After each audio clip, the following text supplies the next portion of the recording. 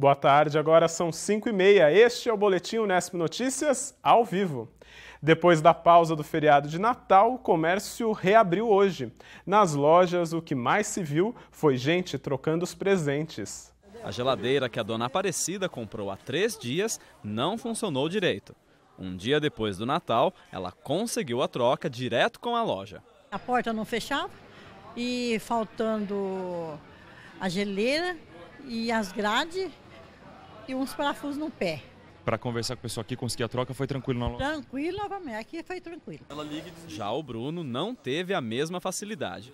Ele e a namorada deram uma TV para a avó há mais de uma semana, prazo legal que as lojas têm para trocar um produto em caso de defeito. Agora, a reclamação tem que ser feita diretamente com o fabricante. Então agora eu tenho que ir na assistência técnica e acredito que ver o que vai acontecer lá, né? Mas aqui acho que já não tem mais nada que eu posso fazer. Para muitos consumidores, o dia seguinte ao Natal é o de trocar a peça de roupa que não deu certo ou aquele aparelho que não funcionou. Mas há regras tanto para os lojistas quanto para os clientes. Os comerciantes só são obrigados a trocar um produto que não agradou se tiverem prometido, mesmo que a roupa não tenha servido. Por isso, a principal orientação do Procon é checar a possibilidade da troca antes de comprar o produto. Se a loja disser que isso é possível, peça por escrito. Em caso de defeito, o Código de Defesa do Consumidor dá ao comprador 90 dias para reclamar de produtos duráveis, como eletrodomésticos. A reclamação deve ser feita diretamente na assistência técnica da empresa. Já para bens não duráveis, como roupas, o prazo é de até 30 dias e a reclamação deve ser feita diretamente na loja em que foi realizada a compra. Nos dois casos, a loja e a assistência técnica têm 30 dias para resolver o problema. Se ele não for resolvido dentro desses 30 dias, o cliente pode pedir a troca por um produto equivalente, desconto proporcional do preço ou a devolução da quantia paga. No caso das compras pela internet, o consumidor pode desistir da compra em até 7 dias após o recebimento, mas deve formalizar a desistência por escrito e devolver o produto recebido. O comprador tem direito à devolução integral de qualquer valor que tenha sido pago, e é a loja a responsável pelo transporte da mercadoria. No caso, a devolução fica a cargo do fornecedor. Quer dizer, precisou trocar um presente, alguma coisa, é a loja que tem que pagar o frete para receber o presente para devolver. O fornecedor tem a responsabilidade de coletar esse produto para devolvê-lo. No comércio central, a expectativa é de vender 15% a mais neste ano do que no Natal do ano passado. E as trocas podem ajudar os lojistas a atingir esse percentual. Geralmente ele acaba gastando mais também. Querendo fazer a troca, ele acaba vendo uma camiseta ou vendo um outro acessório. E você acaba até fazendo mais venda. E também às vezes tem a diferença da troca. Ele pega uma mercadoria de um valor e tem que pagar a diferença. E acaba gerando venda nisso aí também. E daqui a pouco a gente fala mais sobre os seus direitos na hora da troca de presentes com a coordenadora do Procon de Bauru, Fernanda Pegoraro. Feriado nas rodovias. Caiu 5% o número de mortes nas pistas do estado de São Paulo. Redução também na quantidade de acidentes. Segundo a Polícia Militar Rodoviária, foram 21% a menos. Tárcio de Lucas. Com o fim da Operação Natal nas rodovias da região de Bauru, a maioria dos motoristas que deixaram a cidade já retornaram. Nós vamos saber um saldo da Operação Natal com o Tenente Vitor Tamarose, da Polícia Militar Rodoviária. Tenente, qual é o balanço que a polícia faz dessa Operação Natal nas rodovias aqui da região de Bauru? O balanço positivo, houve redução no número total de acidentes, incluindo aqueles com vítimas, e também houve redução em relação ao número de vítimas fatais em relação ao mesmo período do ano anterior. Nós tivemos no Natal passado 8 mortes na região do 2º Batalhão, que abrange 1/3 do estado, e neste feriado apenas 4. Uma queda aí de 50%. O que pode ter sido a causa dessa redução? É fruto de nossa ação de presença e fiscalização nas rodovias estaduais. Qual é a previsão da Polícia Rodoviária agora para o feriado de Ano Novo, quando novamente milhares de pessoas vão se deslocar pelas rodovias do estado e a região de Bauru? Esperamos ter um período de operação ainda melhor do que o que foi a Operação Natal, com menos ocorrências de acidentes do que já foram ocorridos até o momento. Pelo que a polícia observa, a maioria dos acidentes aqui na região tem ocorrido por quais causas? As causas principais, infelizmente, acabam sendo a imprudência do condutor. Ultrapassagens em locais proibidos, excesso de velocidade, a embriaguez associada à direção do veículo são as causas principais de acidentes com gravidade na região. Muito obrigado, tenente. A polícia está comparando os dados da Operação Natal deste ano com a Operação Proclamação da República de 2011, pois são os feriados com a maior proximidade em termos de duração e movimentação nas rodovias. Tássio De Lucas para o Boletim Unesp Notícias. E durante o feriado, no sábado, um menino de 10 anos foi atropelado na rodovia Bauru-Marília, no núcleo Fortunato Rocha Lima. Ele soltava pipa no momento do acidente. A criança chegou a ser levada ao pronto-socorro central, mas não resistiu. Muito lixo espalhado pelas ruas. Esse foi o resultado de 2 dias sem coleta aqui na cidade. Hoje, dezenas de funcionários da Endurbe começaram logo cedo a faxina. A região com maior acúmulo de lixo foi o centro, nas imediações do calçadão. Equipes de varrição e coleta usaram até um caminhão para organizar a limpeza.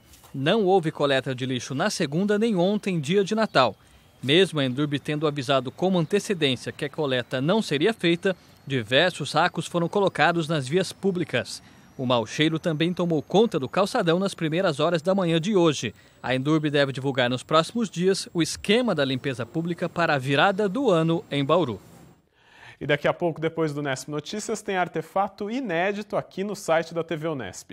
A antropóloga Ilana Goldstein fala sobre os 100 anos do nascimento do escritor Jorge Amado. Fique por aí. Veja agora a previsão do tempo. As informações são do IPMET da Unesp. Agora chove forte com descargas elétricas na região de Marília. Nas demais áreas do estado, a chegada de uma frente fria deixa o céu nublado. Amanhã a previsão é de chuvas durante qualquer hora do dia em todo o estado. Tempo bem típico do verão. Aqui em Bauru, o calor continua até a chegada do Ano Novo. A umidade relativa do ar está em 60%. Os ventos formam uma brisa leve e sopram a 9 km por hora. Os termômetros registraram máxima hoje de 30 graus à tarde. Previsão de 36 graus para amanhã. O mesmo para Piratininga. Já em Agudos, máxima de 32 graus. Uma característica que diferencia uma universidade é o investimento em pesquisas científicas. Neste ano, várias se destacaram aqui na Unesp. Em uma delas, cientistas utilizaram células-tronco de uma fonte diferente, a gordura humana. Um material que antes era descartado, agora pode ser bastante útil. A lipoaspiração é um procedimento cada vez mais comum no Brasil. Usado principalmente como tratamento estético, ele retira tecido adiposo do paciente. Depois da cirurgia, o material é descartado como lixo hospitalar. Pacientes em alas como essa aqui, do Hospital das Clínicas de Botucatu, passam por exames clínicos preliminares para fazer lipoaspiração. Só que essas pessoas não estão interessadas em esculpir o corpo. A gordura que é retirada delas é rica em células-tronco, que são usadas para o tratamento de vários problemas. As células-tronco possuem capacidade de transformação, por isso podem gerar diferentes tecidos do organismo. Geralmente, elas são extraídas do cordão umbilical, uma oportunidade única, apenas durante o parto. Depois, é possível retirá-las da medula óssea em tecido extraído da bacia, mas esse procedimento é doloroso. Em ambos os casos, a quantidade é menor do que o volume que é conseguido em uma lipoaspiração. A lipoaspiração é conhecida como um procedimento estético, ela realmente o é. Mas a gente tem uma série de situações em que o paciente precisa de células-tronco. E nós usamos a lipoaspiração como uma ferramenta para se obter células-tronco, para se fazer um tratamento de uma outra situação. Nesse caso, o procedimento é parte de um procedimento reparador maior, onde o nosso objetivo é ter células-tronco para tratar de uma patologia. Depois de retiradas do paciente, elas são encaminhadas para este laboratório. Aqui, elas são cultivadas para originar o material e a quantidade necessários para o tratamento. O tecido adiposo é de mais fácil obtenção, ele é indolor, ele tem uma quantidade mais abundante de célula-tronco e ele cresce mais facilmente em cultura. Por isso que a nossa barriga também cresce mais rápido. As células-tronco retiradas da gordura já tiveram aplicação prática. Foram usadas no tratamento de pacientes com lesões de pele no Hospital da Unesp de Botucatu.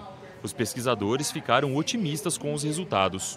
Nós escolhemos pacientes com feridas crônicas denominadas intratáveis, em média, com 40 anos de ferida aberta, com muitas recorrências. Nós temos, com 12 meses de segmentos, apenas um paciente que tem 1% de área não fechada. E não houve recidiva, não houve recaída da doença. Em outra frente de pesquisa, o grupo do professor Fausto Viterbo estuda formas de aplicá-las na regeneração de nervos. Em um trabalho de doutorado recente, o material foi usado em ratos de laboratório para tentar reconstruir nervos. Com o uso das células-tronco, a regeneração foi um sucesso. Os resultados animam porque oferecem novas possibilidades para o tratamento de lesões cada vez mais comuns no Brasil, aquelas causadas por acidentes de trânsito, principalmente com os motociclistas. Muitas lesões, como paralisia facial, nervos periféricos dos membros inferiores, braços, membros superiores como braços ou membros inferiores como coxa, perna. Nós precisamos de enxertos de nervo num grande número deles. E os enxertos de nervo, eles têm uma fonte limitada. Agora, se nós pudermos pegar veias e preenchermos essas veias com células-tronco e elas tiverem um bom resultado, nós teremos possibilidade de tratar essas patologias com uma facilidade muito maior e com resultados muito melhores. A gente falou agora há pouco da movimentação do comércio no pós-natal. Agora é hora de falar dos seus direitos como consumidor. Nós recebemos a coordenadora do Procon de Bauru, Fernanda Pegoraro. Fernanda, muito obrigado pela sua participação aqui no Unesp Notícias. Eu queria essa oportunidade. Ontem muitas pessoas ganharam presentes e hoje é o dia de o pessoal trocar esses presentes. O consumidor tem o direito de trocar o presente que não gostou? Na verdade, o que nós temos hoje é uma prática muito comum de se efetuar a troca. Então, o consumidor ele confunde, ele acha muitas vezes que ele tem um direito que, na verdade, não existe na nossa legislação. O que está previsto hoje no Código de Defesa do Consumidor é o direito de fazer uma troca desde que o produto esteja viciado, que é o que nós popularmente chamamos de defeito, e mais que isso, desde que passados os 30 dias que é garantido ao fornecedor para repará-lo. Essas trocas que são feitas porque não serviu, porque não gostou, ela é uma faculdade, uma liberalidade do fornecedor. Então, em geral, não existe nesse obrigação. período do ano, os lojistas acabam fazendo as trocas até para garantir o cliente. Na verdade, durante todo o ano, se você for observar, eles costumam dar essa oportunidade, é uma forma de você cativar a tua clientela, de trazer novos clientes, né, quando vem fazer a troca do seu presente, mas não existe obrigatoriedade. E até por não existir, né, por ser uma liberalidade, muitas vezes são impostas regras para tanto. Algumas lojas não trocam determinados dias da semana ou dão um prazo máximo para se efetuar a troca, e é isso que deve ser observado pelo consumidor. De toda forma, nós sempre ressaltamos que é importante aquela cautela. No ato da compra, né, se não é para você o produto, então pode ser que tenha que haver uma troca, questione ao fornecedor, ao lojista, se realmente pode ser feita a troca e quais são as condições para tanto. Muitas vezes é importante até você pegar isso por escrito, porque depois, aí você pode exigir, a partir do momento em que houve um comprometimento do fornecedor, é possível sim que o consumidor, então, exija, porque aí foi um contrato entre as partes e ele fica vinculado. No caso agora do Natal, muitos são os presentes, né? E o presente as pessoas não dão com a nota fiscal, né? Porque tem o valor. Como que dá para fazer a troca sem a nota fiscal? Precisa de algum documento do lojista dizendo que aquele produto foi comprado na loja? O que nós sempre ressaltamos, o que é mais importante, primeiro, não tire etiquetas do produto para garantir que ele realmente não foi utilizado. Mas mais que isso, né, como nós acabamos de dizer, no ato da compra, questione quais são as necessidades para fazer a troca. Muitas empresas, fornecedores, vão exigir sim que você apresente a nota fiscal. Nesse caso, então, por mais desagradável que seja, é importante que quem for presentear, né, ressalte para aquele presenteado, olha, se não lhe agradar, se for efetuar uma troca, me diga porque vai ser necessária a nota fiscal. Então, sempre questione no ato da compra como uma forma de se assegurar. Muitos lojistas não, eles vão simplesmente aceitar a peça desde que esteja com a identificação ou com a caixa. Então, é importante isso, esse questionamento para que o consumidor consiga se segurar. No caso de compras pela internet, qual é a diferença? Tem uma diferença de prazo de trocas, né? Na verdade, o que nós temos hoje, quando as compras são feitas pela internet, ou até mesmo por telefone. São aquelas compras sempre feitas fora do estabelecimento comercial. Eu não tive um contato com o produto, então eu pedi por telefone, por catálogo, pela internet. Nesses casos, é garantido ao consumidor o que a gente chama de direito de arrependimento. Ou seja, a partir do momento em que ele recebe a mercadoria, ele tem 7 dias para desistir daquela aquisição. Não é só para fazer a troca, é para simplesmente desistir. Olha, não me agradou, não era bem o que eu imaginava, ou qualquer outro motivo. Na verdade, não tem nem que ser justificada a razão dessa desistência. Basta que ele comunique dentro do prazo de 7 dias. Então, fazendo a comunicação, também 7 dias guarde da data de recebimento do produto. E guarde a forma como você se comunicou. Foi por telefone, qual é o protocolo, com quem falou, que dia foi, que horas foi.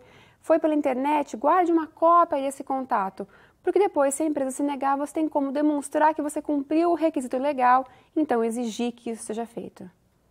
No caso das compras pela internet, a questão dos prazos, né, as pessoas ficam sempre em dúvida, né? Aquele prazo, na hora que você faz a compra pela internet, né, a loja fala que vai entregar em 5, 10 dias úteis. Aquele prazo é uma previsão apenas ou o lojista tem que cumpri-lo? Hoje, no estado de São Paulo, nós temos uma lei que parece que está encontrando muita resistência dos fornecedores e, mais que isso, ela não vem sendo exigida pelos consumidores. Essa lei ela prevê que, no ato da minha aquisição de produto, seja na loja física, seja pela internet, eu tenho que ter informado, não é uma previsão de entrega, é o dia da entrega e o turno. Em caso de descumprimento, se isso não for facultado ao consumidor, há uma violação à lei. E o consumidor pode, desde então, já denunciar para os órgãos de defesa do consumidor e essa empresa está sujeita a uma aplicação de uma pena de multa. Então, ele tem esse direito de saber o dia certo. Se não for cumprido, é uma nova infração. Então, a gente verifica 2 pontos. Algumas vão informar e não vão cumprir, há uma infração. A gente pode exigir, sim, que o consumidor receba o produto imediatamente, que ele tenha indenizado seus prejuízos. E também pode-se autuar no caso em que a informação não é prestada ao consumidor no ato da compra. Essa questão da entrega programada, né, realmente os consumidores não têm se atentado muito a isso. As lojas podem cobrar a mais por essa entrega programada ou não? Não, porque está previsto que eles devem fazer isso. Então, ele não tem que impor um ônus. E o consumidor que for onerado por isso, ele também pode pleitear a restituição desse valor indevidamente cobrado. Certo. Fernanda, nesse período do ano, quais são as queixas mais comuns que os consumidores fazem a vocês do PROCON? O que nós verificamos com bastante frequência são reclamações ligadas a vício no produto. Então, o produto ele vem já viciado ou, dentro do prazo de garantia, ele passa a apresentar um vício. Então, essa é a nossa grande demanda. E mais que isso, né? Há 30 dias para reparo. E na maioria dos casos ultrapassa esse período, seja por falta de peça, seja por um excesso de serviços nessas assistências técnicas. Então, nesse período é o que nós mais verificamos. E os questionamentos, claro, sempre ligados à troca. E nesse período, né, que o produto o produto pode ficar consertando, no conserto, né, durante 30 dias, e se não houver conserto, a empresa tem que fornecer outro produto para o consumidor. Na verdade, a partir do momento em que não é cumprido esse prazo de 30 dias, abre-se ao consumidor 3 possibilidades. E é dele a escolha, não é do fornecedor. Uma é a substituição do produto por um novo, então existe uma troca, né? Você deixa aquele na assistência e recebe um novo. Outra é a restituição do valor pago, então eu desisto da compra e pego meu dinheiro de volta, ou o abatimento proporcional do preço. Então, eu vou ter ressarcido o valor que a gente vai minimizar daquele prejuízo. Então ele está funcionando, eu prefiro ficar com ele, mas ele não está funcionando adequadamente. Então eu vou ter um ressarcimento proporcional. A escolha do consumidor nesses casos. Fernanda, muito obrigado pelos seus esclarecimentos aqui no Nesp Notícias. Imagina, eu agradeço mais uma vez a oportunidade de estar aqui. O Nesp Notícias fica por aqui. A gente volta a se encontrar amanhã, ao vivo, às 5h30 da tarde. Tchau!